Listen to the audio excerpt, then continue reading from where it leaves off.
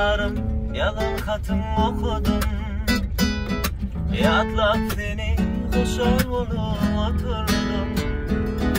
Ayta ayta dizimden sardım.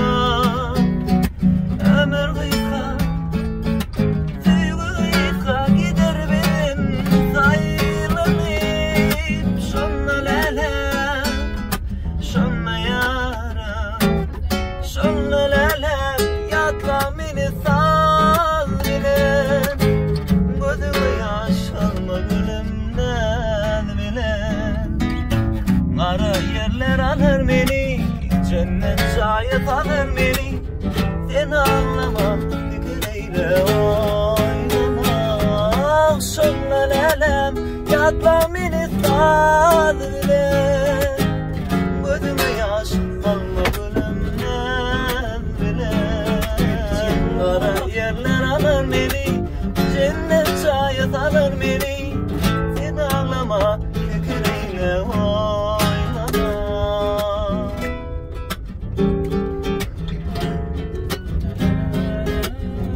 Okanların bir olsun ayrılır.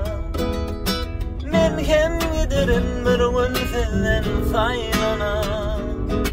Yatla beni arada kamoylanır. Ömür gıyıka, tüylü gıyıka, ara açar gider gider saylanır. Şunla lele, şunla yarım, şunla lele, yatla beni sal bilen. Gözüme yaş alma gülümden bilen. Kara yerler alır beni, cennet şayet alır beni. Ben ağlam fikreyle oynana.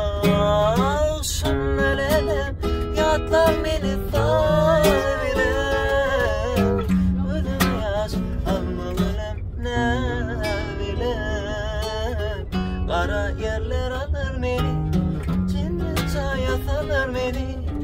Ben ağlama fikreyle oynana.